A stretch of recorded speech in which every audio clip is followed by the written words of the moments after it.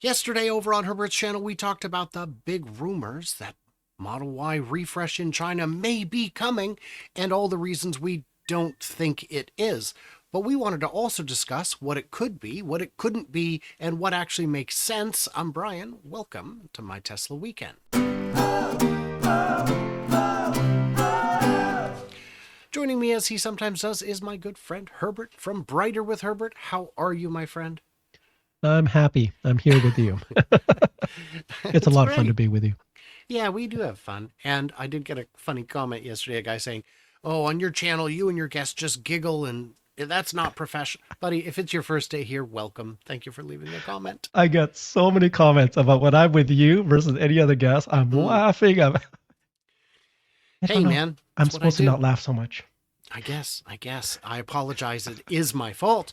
So the Juniper, if that's what it's called, and it could be, a Model Y refresh will happen at some point. Whether it's Mhm. next month, doubtful. Whether it's in 24, possible. But no matter what, there will be another version of it at some point. I'm expecting, of course, a modest redesign of the styling like we saw with the Model 3. I'm expecting it to have a lot of interior cues from the Model 3, rear seat infotainment, LED lighting, uh, and other little changes that make it easier to manufacture. But what about big changes? What could we see and what will we see? So what's a big one we could see? Well, so first of all, I think we have to remember this is the most important product for Tesla.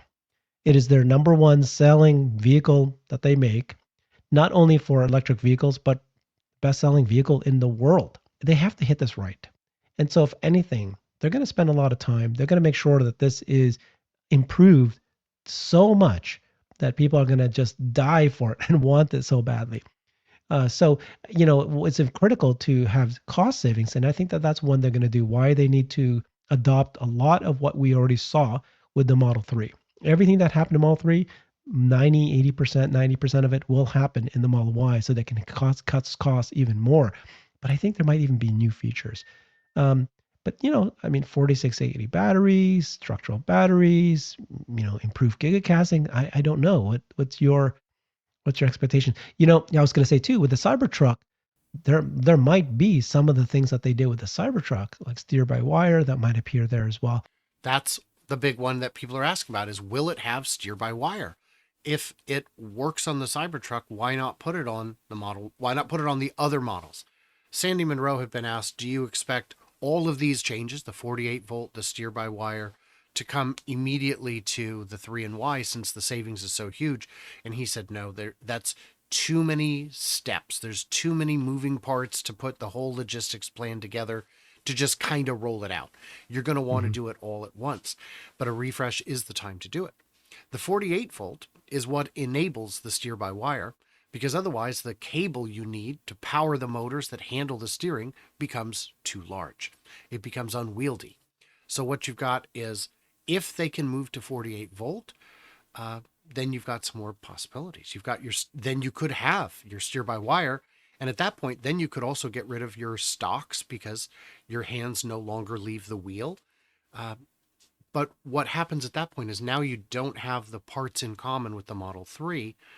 So would they do that? Hmm. Would they make it in a way that it no longer shares so many of the parts in common with the Model 3? Especially if they look the same, you run the risk of putting the wrong one in. Even in aftermarket repairs, people would be trying to make something fit that shouldn't be there, or just not know better and cause a problem that way. Do you think they would do it if they couldn't have parts in common?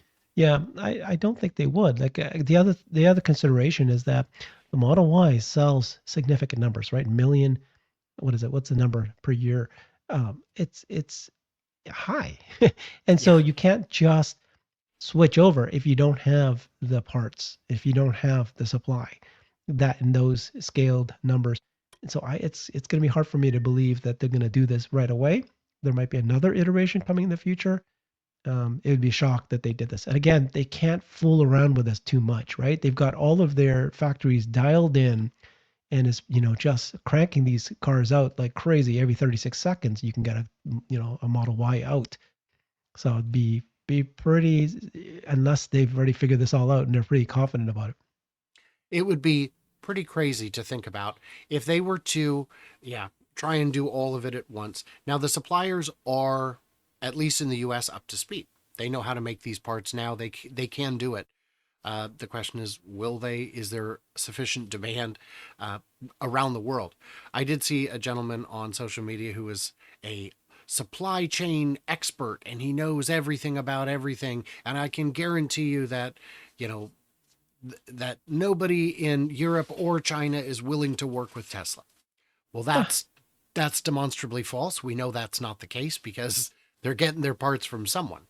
Now, I do know Tesla has very high standards. And when you're a supplier for Tesla, what I had heard from a supplier who still works with Tesla is that one reason that they're still working with them is because so many other people have been eliminated. Tesla apparently takes a bit of a one strike, you're out kind of policy. If you goof up bad enough, you're just done. If you miss enough, if you miss a deadline that's too critical, you're done. We need to work with people who are on board and actually capable of doing it. Now, worth noting, the 4680 is the structural pack, but we haven't seen any plans to build a 4680 Yeah. plant in China that would be capable of this kind of volume. So I don't know if they would make a different structural pack or if they would just, I think, just do a Model 3 refresh, kind of refresh on the Model Y. So I'm agreeing Yeah. with you there that it's probably not going to be entirely groundbreaking in that regard. In the comments, I would like to hear if you guys agree with that, disagree with that. What kind of different features would you expect to see? So when it comes to, the infotainment and all that, that's an easy thing to do. Those parts keep getting cheaper. Electronics get cheaper all the time. When it comes to the batteries are still getting better. We could see a variety of chemistries, I suppose, a variety of form factors. We know Tesla is very good at using whatever is available. And we know that the factories that build these are all right there in China, which would make rolling out the first one pretty easy. And we also know that in Texas, they were able to build two different production lines, or they were able to build on the same production line the Model Y with the structural battery and without the structural battery. And you could tell the difference from looking at the drone footage. Joe Tegmeyer puts out, he would show, look at this one does not have a floor. If it doesn't have a floor, that means it requires a structural battery. So it'll be interesting to see how that comes along.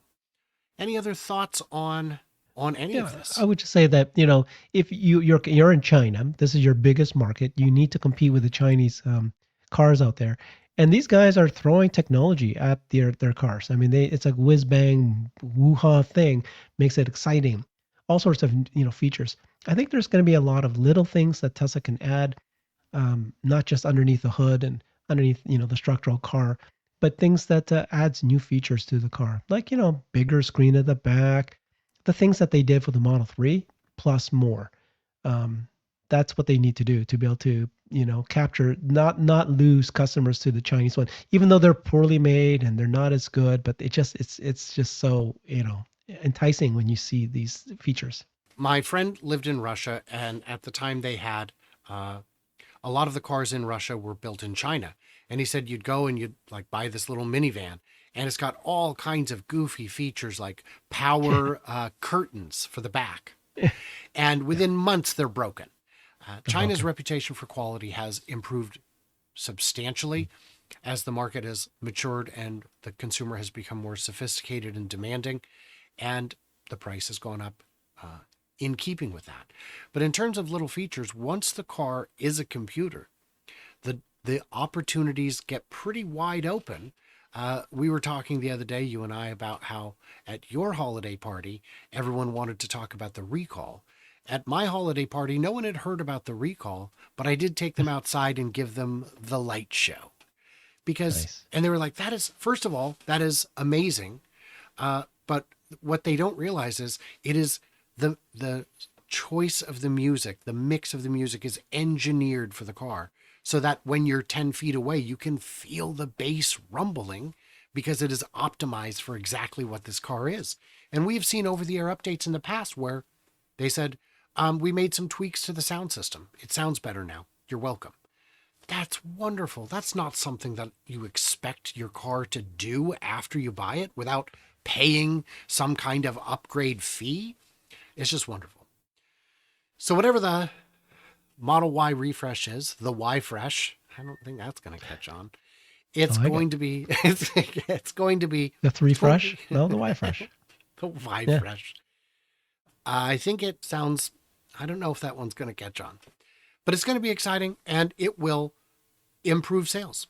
There are people who will definitely buy this over another $45,000, $50,000 comparable car. And so and batteries are still getting cheaper. The electronics in it are still getting cheaper. The more FSD chips you make, the cheaper they are on a marginal basis. Mm-hmm. So there's a lot here to be excited about. Any closing thoughts, or should I just tell everyone to go check out Brighter with Herbert because it's a great show? Let's do that. Yeah. Thank you. Do it, you guys. Do it. Stay tuned, stay juicy, all that good stuff. Like, subscribe. You know the deal.